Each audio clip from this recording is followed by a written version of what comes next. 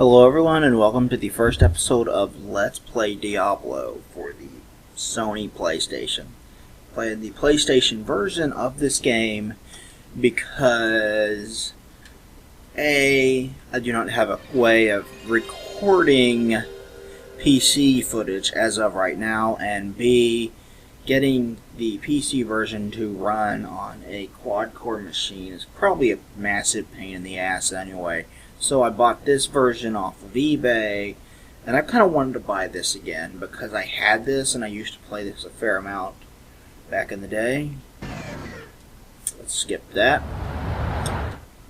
And I kind of like this version. If you want to see the intro video, you can watch the first video is the prologue, which I sit and go through all the books in this game. And the books that give all the backstory and lore. It's like 40 minutes long because there's just that much backstory. Volume adjust, yeah. Controller setup. Attack. Action. Cast spells. Toggle. Speed spell book. View auto map. Quick health, quick mana. Okay.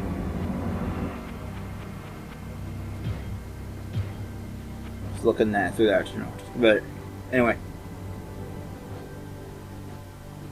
In this game, it's one player. You have 3 characters to choose from. The warrior, and if you're playing as a warrior, it's the easiest class to start out as. But it's not necessarily the easiest to finish out as. That's probably the mage, the sorcerer. Who, honestly, the sorcerer, if you build him right, can be very overpowered. And you have the rogue, which is the female character in this, and the rogue is, she uses bows. So that's kind of cool. She's a long-ranged, stronger, and with the warrior, strength is your most important skill. With the rogue, dexterity is your most important skill. And you have the sorcerer, who his most important skill is magic. You definitely want a lot of magic because you're going to want as much mana as you possibly can. You're not going to have much in the way of health playing as the sorcerer, so you're going to rely on things like Mana Shield, which is a spell in this game that causes damage taken from enemies to go to your mana pool instead of your health pool. But the magic system in this game is more geared toward the PC version because you click on enemies and it casts it. In this version, you walk with the directional pad and attack with the X button. So that's different. Because that's different, I'm going to play as a warrior. And I just finished this game, the PC version, on my server, which is a 32-bit computer. It's not a dual core, it's a single core. So, not a dual core or quad core or anything else, it's a single core. So,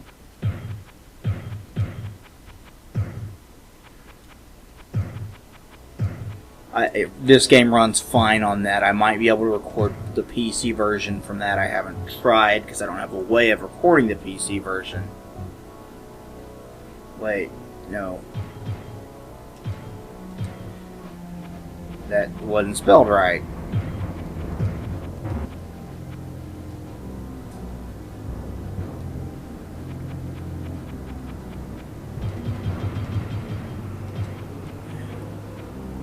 But I was playing as a sorcerer.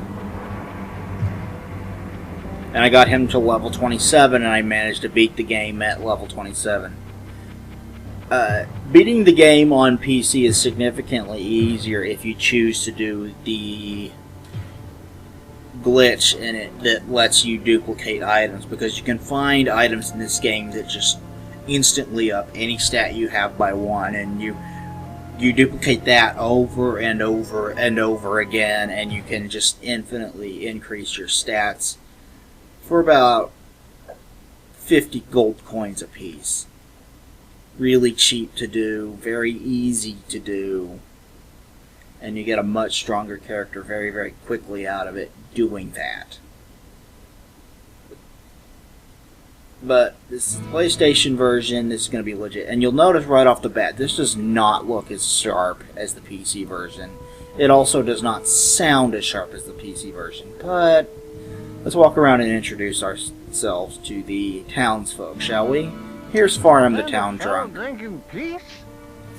Bring the fall friggin' geese. Let's talk to Farnham. Gossip.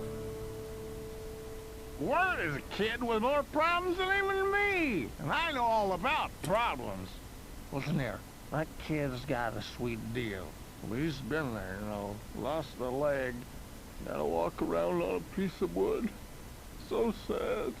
So sad. When there's dialogue going on, I'm going to try to not talk. Let's go talk to Adria over here. The blue, by the way, is your mana, and the red is your life. The life is going to be much more important if you're playing as a warrior. This is a nice touch that isn't in the PlayStation version. You see my reflection in the water there. That is not, or that's not in the PC version, rather. Let's go talk to Adria over here. Yo, Adria! That's a terrible impression.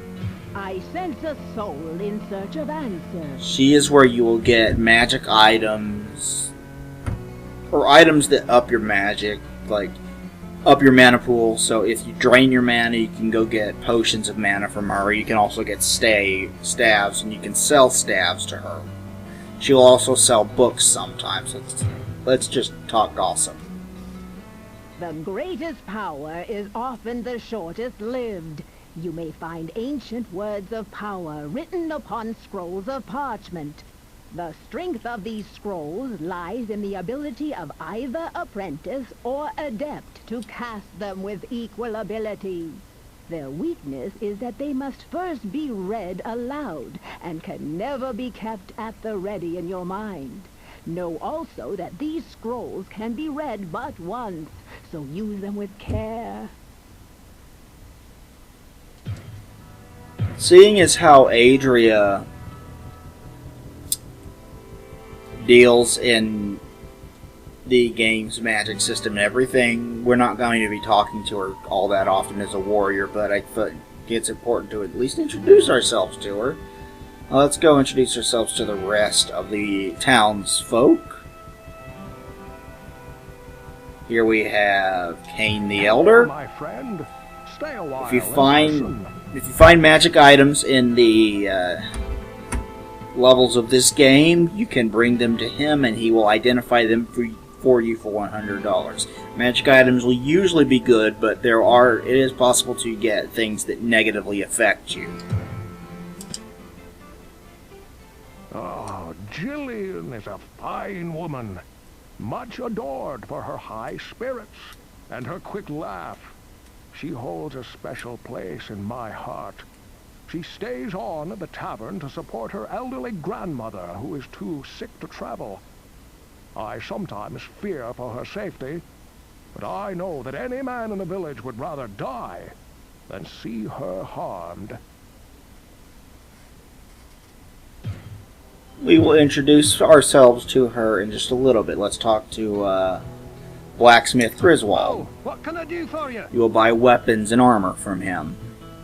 Basic items are items that do not have magic power. Premium items do. If it is blue there, that means it has magic power. Basic items, just basic stuff. No magic power. But we're here to talk to him. Oh, Jillian is a nice lass. Shame that her gammer is in such poor health, or I would arrange to get both of them out of here on one of the trading caravans. We will be talking to him a lot over the course of this game and trading items with him. Pepin, the healer. What ails you, my friend? You will buy mana or health potions from him. While I use some limited forms of magic to create the potions and elixirs I store here, Adria is a true sorceress. She never seems to sleep, and she always has access to many mystic tomes and artifacts. I believe her hut may be much more than the hovel it appears to be, but I can never seem to get inside the place. Okay. A few more people to talk to. This is Ogden, the tavern owner. He runs the Tavern of the Rising Sun. Thank goodness you returned. Much has changed since you lived here, my friend. All was peaceful until the Dark Riders came and destroyed our village. Many were cut down where they stood, and those who took up arms were slain or dragged away to become slaves, or worse. The church at the edge of town has been desecrated and is being used for dark rituals. The screams that echo in the night are inhuman, but some of our townsfolk may yet survive. Follow the path that lies between my tavern and the blacksmith's shop to find the church and save who you can. Perhaps I can tell you more if we speak again. Good luck. He dishes out a little bit of backstory there. He says that you are originally from this town and that you have returned after it at the time, and there are dark riders traveling the roads, and things have gone to shit. Good day. How may I serve you? This is Jillian, who Kane just mentioned. Kane has been the storyteller of Tristram for as long as I can remember. He knows so much and can tell you just about anything, about almost everything.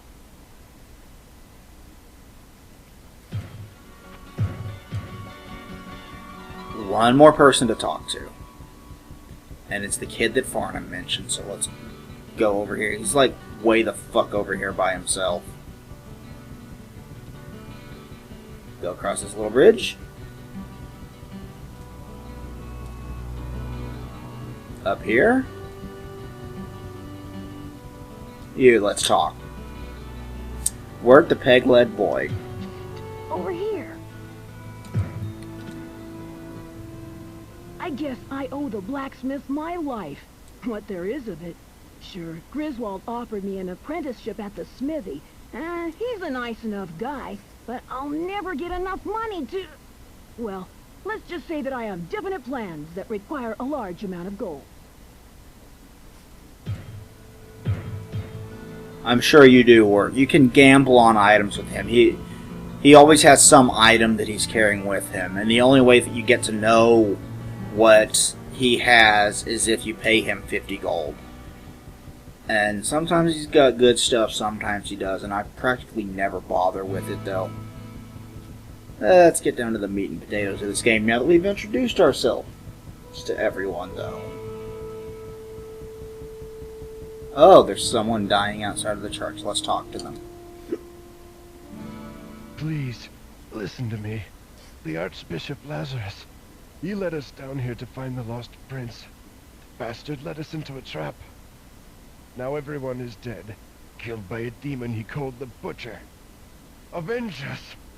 Find this Butcher and slay him, so that our souls may finally rest. And there's a bit more backstory for you, and the guy's dead now, but there's a bit more backstory for you. There's an archbishop named Lazarus who... There is a king. The king has a son.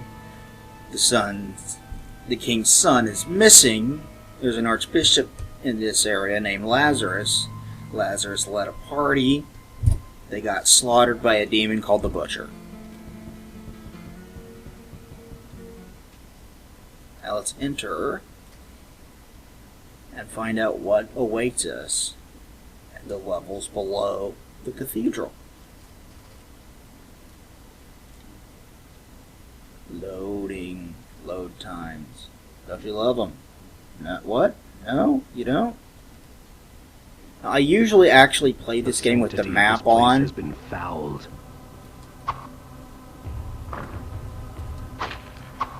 But that would probably get annoying doing it for a whole Let's Play, so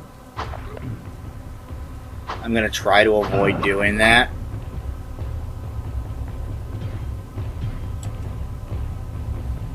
But I'm going to at least bring it up on occasion so I don't get lost. Now, you saw I fought a skeleton and a zombie, and then I fought the fallen one there. And fallen ones are annoying because, well, they're easy to kill. But they are annoying in that they run away from you. If there's groups of them and you kill one of them, the rest run away. And that is very annoying.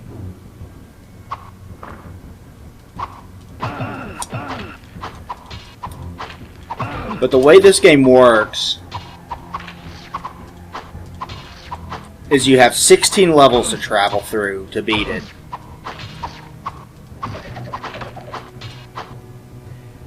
And the deeper into the labyrinth you go,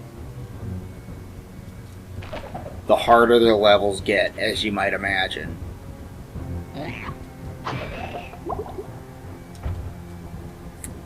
And I got a magic item. Let's open up my inventory. Hit select to bring that up. Hit hold to read that. Short staff of readiness. That's not bad.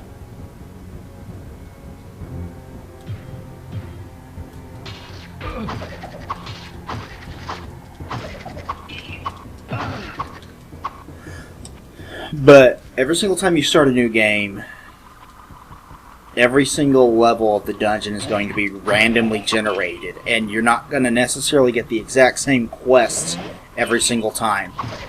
There are a set number of quests in this game, but it varies from one thing to the next, one game to the next, what quests it will give you. And I just gained a level, so let's hit select, character info.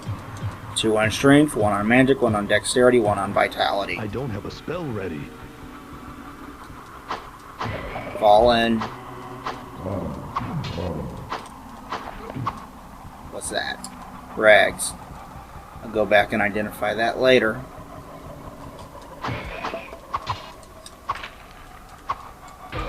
But basically you travel through this game, hacking and slashing every single enemy that gets in your way.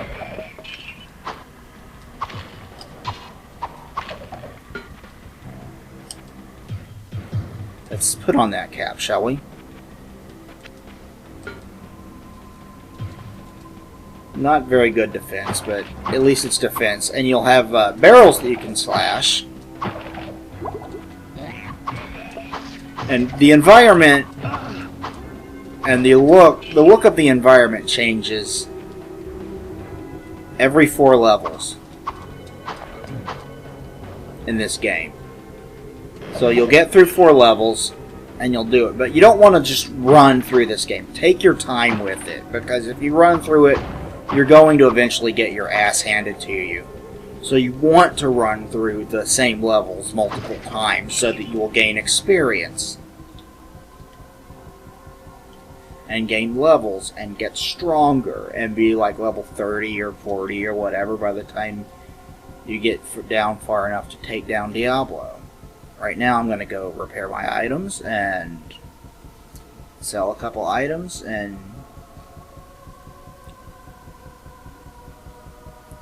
go back to town. And you're going to be doing this a lot too. Going back to town, identifying items, selling stuff.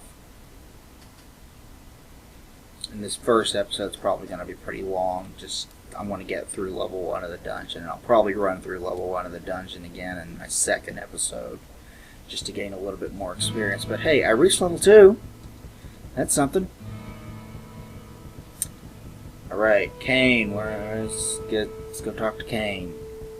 So he identifies stuff for us. And we have an item that we want to identify. Let's go talk to Adria first, though, because I will get that out of the way. I'll go sell that staff I found to her and get a little bit of gold. Gold's important. Although gold also takes up space in your inventory, so you have to balance that carefully. I sense a soul in search of answers. I don't have a spell ready. You have to balance between items you're carrying in your inventory, which is usually stuff you're just going to come up and sell anyway, and gold in your inventory, because gold takes up space in your inventory. It's one of the things they improved with Diablo 2. You can just stick that crap in your stash and you're good to go. Hello, my friend. Stay a while and listen. Alright, 11 to hit points. It's not bad for rags early in this game.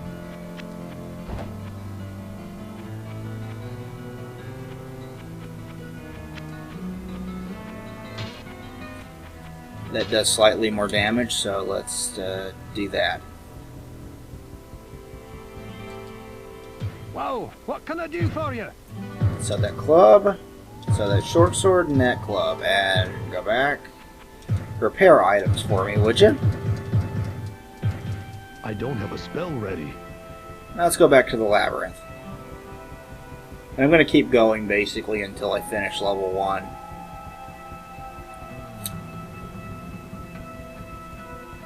I really like this music too. I love the music and the setting and the themes and everything in Diablo. It really creates a very dark and brooding and serious atmosphere that kind of goes on throughout the rest of the series and works very well in the game's favor. And a whole lot of the story and backstory to this ties itself in with like Catholicism and Christianity and whatnot. You got the Nephilim and you've got angels and demons and stuff. But we're in a world called Sanctuary, actually. And, well, if you want the backstory, you can watch my first video. I'm not here to explain in detail all that stuff. But I love the pounding drums here, and the chanting, and just how moody and atmospheric it all is. It really works well in the game's favor. Pick up that saber.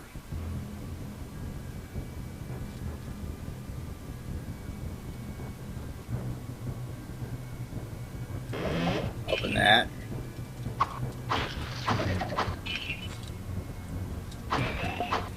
Kill you.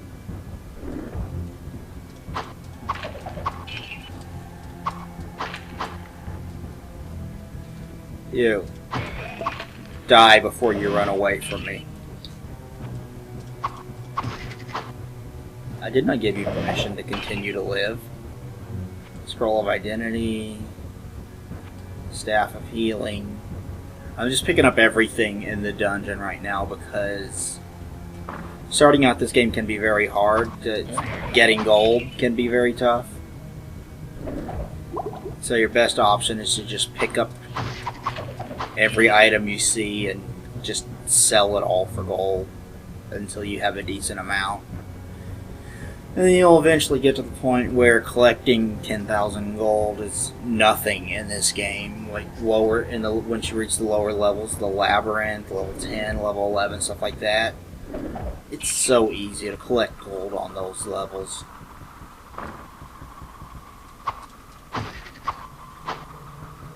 You see the fallen run away from me? I hate that. And you have to go chase him down.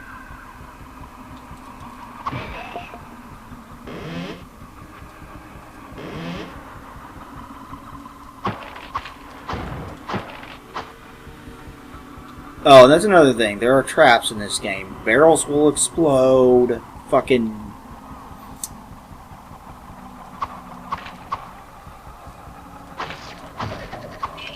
chests in the dungeon will trigger things, but what really makes this game so addicting is you can play as 3 different characters, so there's 3 different ways to play through this game. I just gained another level. Alright.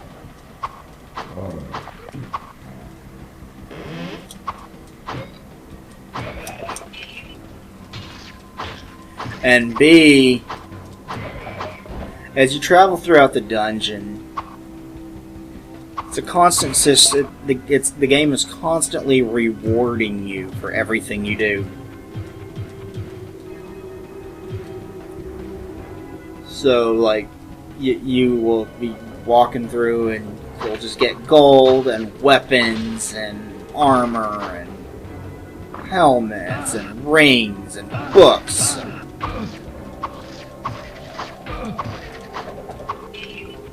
And this game kind of invented that type of gameplay where it's just like constantly getting new loot.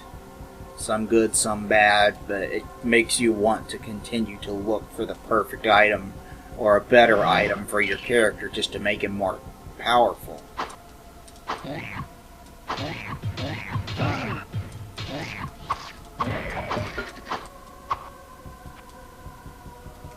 I said I would not travel everywhere with the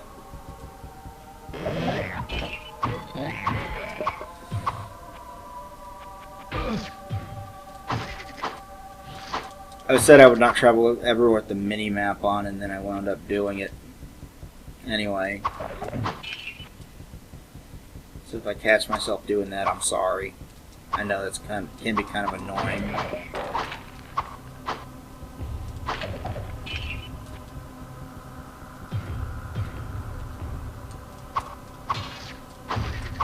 But I am going to pull it up from time to time so I can see exactly where I'm going.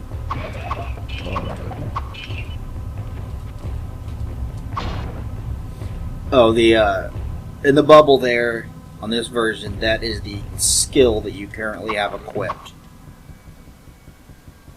Just so you know.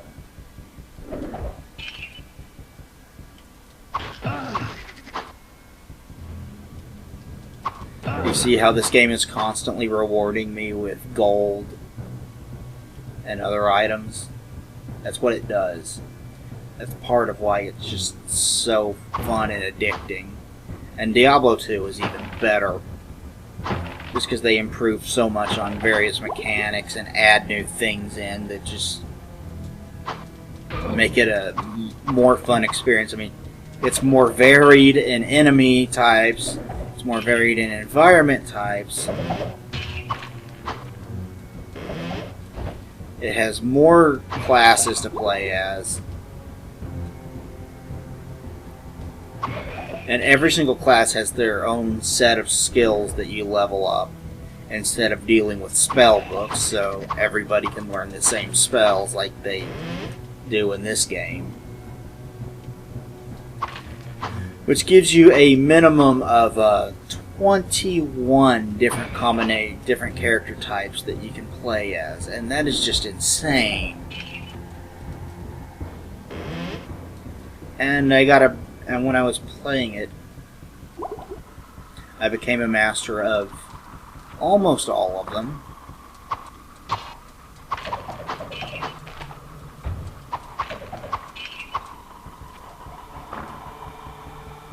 That's a shrine. I don't like shrines, because I don't have like some kind of list of what all the different shrines do. Some of them harm you, some of them improve your stats. You never really know what a shrine is going to do. And because some of them harm you, I just tend to avoid them altogether. I really don't like shrines. But if you want to take the risk, it's there. I tend to ignore them.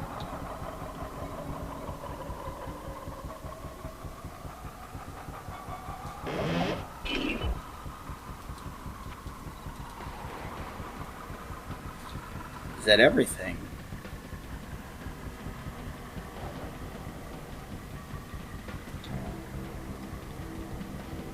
I do believe I have killed everything.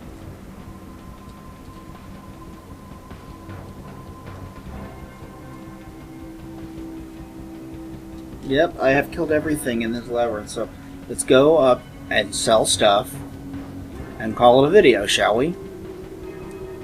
And I won't make you watch me sell stuff all the time. In fact, I'm probably going to do a lot more heavy editing to this Let's Play, because you don't want to watch me go through all of the same levels over and over and over again just for the sole purpose of gaining one more level to be a bit more powerful, do you? If you want to see that, let me know down below, but I tend to think that you probably don't want to see that. So, more than likely I'm not going to show it to you unless you ask me to, so let me know.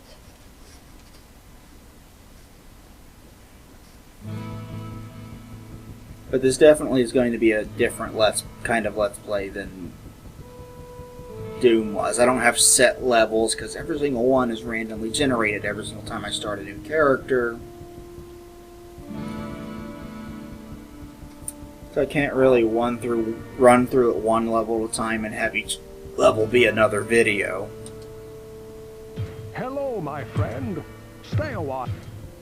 Nothing to identify.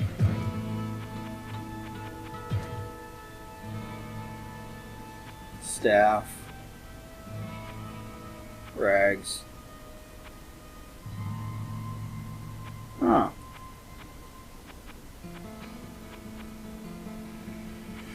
Two.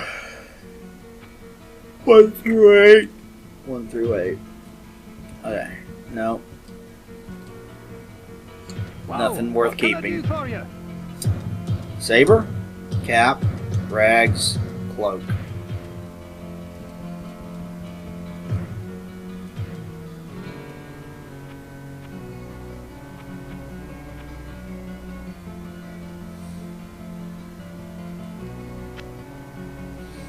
Drop that. Keep the scroll of identify.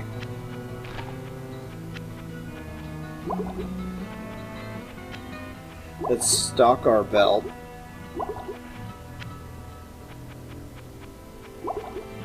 With things more useful to us than mana potions.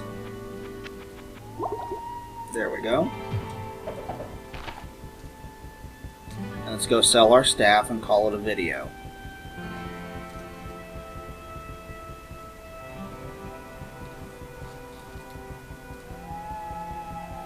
And yeah, this one's significantly longer than I thought it was going to be. God damn. 30 minutes already. I guess that's largely because I spent a lot of time just talking and introducing myself to people, which... No, I won't have to do that. I got that out of the way. No, I don't want to buy stabs. I want to sell stabs. Okay. 1,000 gold.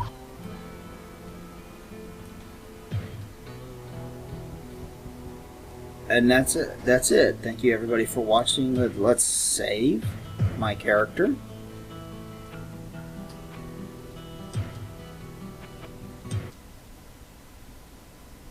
Reading memory card. Memory card slot 1. I don't have one in slot 2.